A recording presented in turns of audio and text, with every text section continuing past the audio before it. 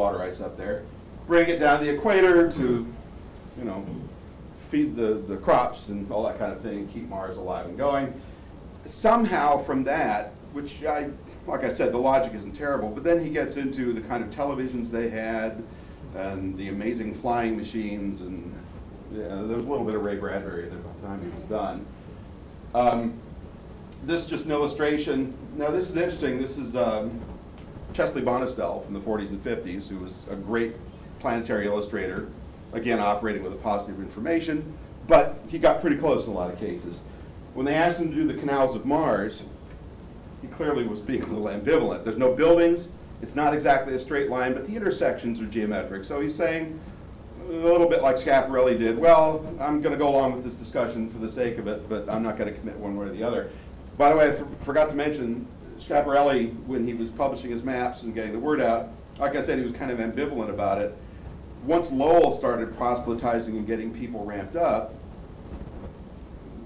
Schiaparelli was a little more, well, yeah, I agree. There's people on Mars, sure, they're doing this kind of stuff. So he kind of came around, so there's an entrepreneur in all of us, I suppose. Now about the same time, 1895, 1896, H.G. Wells comes out with The War of the Worlds. I hope everybody's read it. It's probably one of the best science fiction books written, certainly in the first 50 years following the 1900s.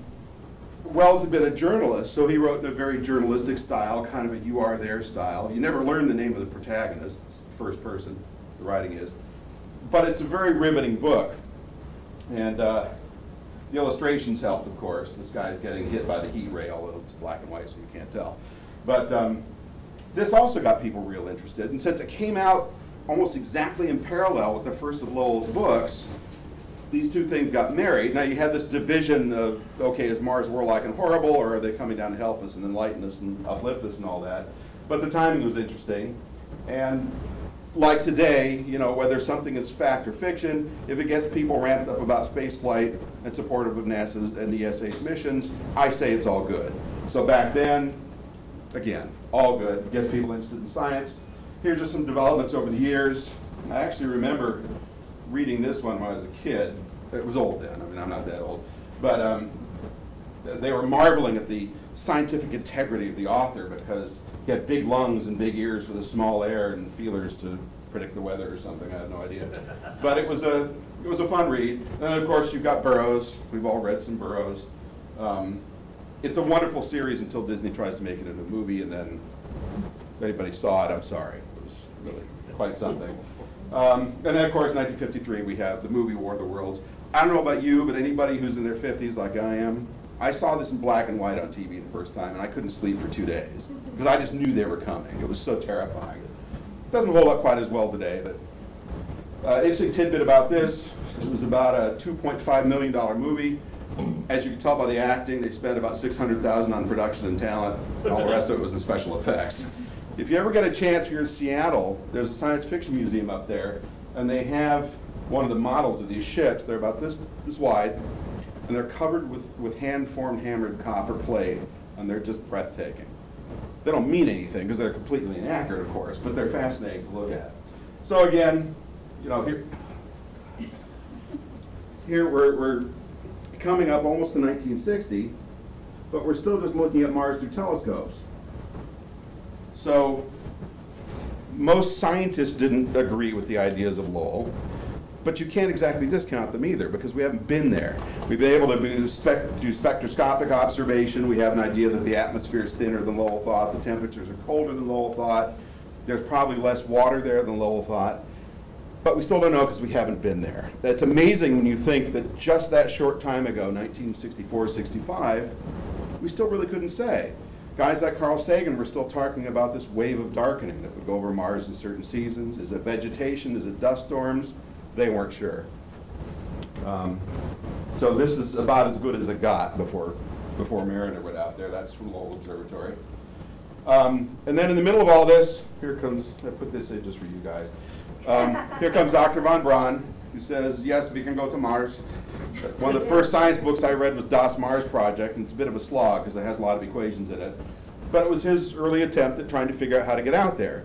And for any of you who have read his early works or seen The Conquest of Space, this terrible movie they made about his Mars ideas, you know, we had the wheel in space made out of half-inch thick steel with army troops up there and guys with hats backwards that were mechanics but didn't care about being in space and all this kind of thing. And then this huge flotilla of spacecraft that were going to go out to Mars, glide into land, and then put themselves vertical and blast home. And nitric acid and hydrazine for propellant, which if anybody's ever dealt with hypergolics, in those quantities, could be a very bad thing. But truly a visionary, great ideas. Amazingly, within 10 years, we had gone to the moon and figured out that it takes a whole lot of big rocket to get 3 little guys in a small can and a lunar module made out of tinfoil down to the lunar surface and back. So when you think about this, we're talking about 80 launches of the Nova, which was basically 1.8 Saturn V's in one big nasty rocket. So cool vision, didn't happen.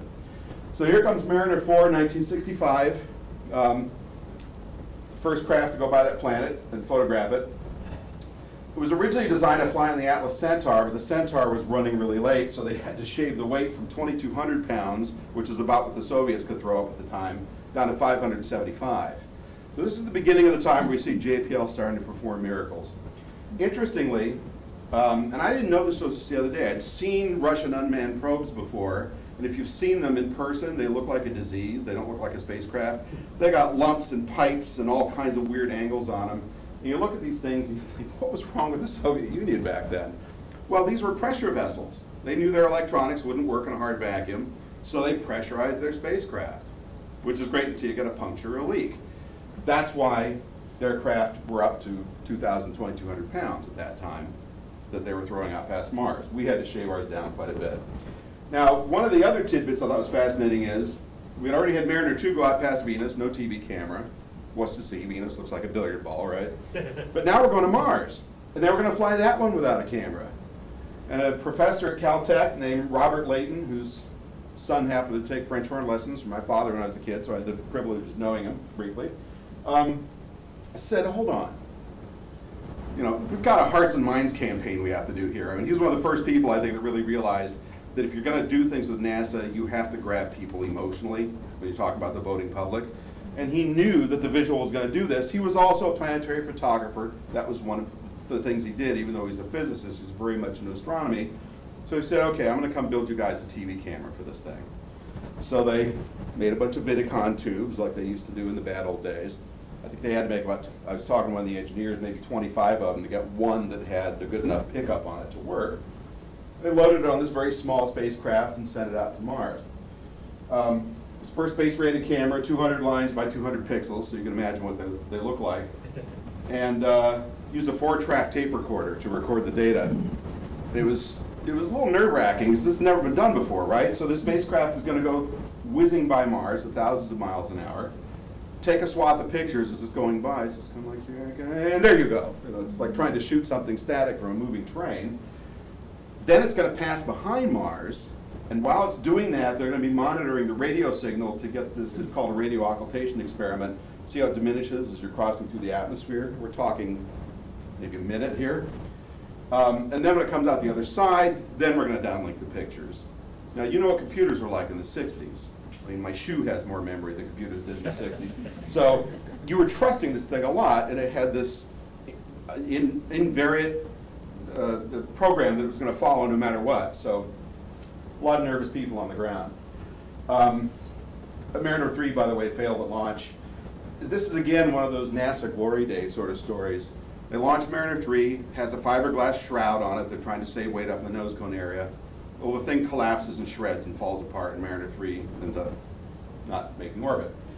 Or making orbit, but not functional. So they said, oh my God, we're launching Mariner 4 in 2 weeks. We got to do something. Made a new shroud, no problem. Got it up there, boom, launched. Everything's fine.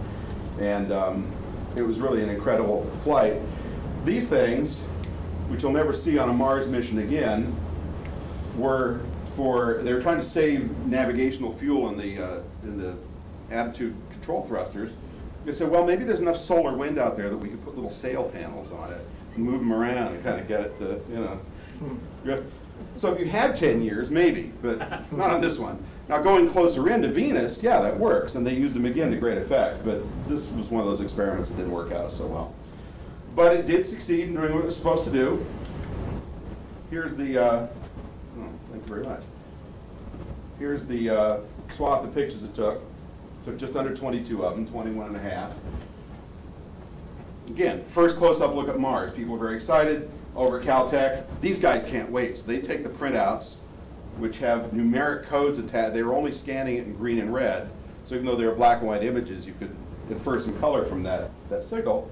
So this guy over here, who's unnamed, I never have been able to find out who he is, but this picture's mounted in JPL in the hall of their Mars exploration area. They took colored pencils and made a picture out of it just by doing color by the numbers off of the sheet that they put up, which I thought was pretty, and worse than that, these strips. See, each of these was printed out a strip at a time, so you had to put it together to do it.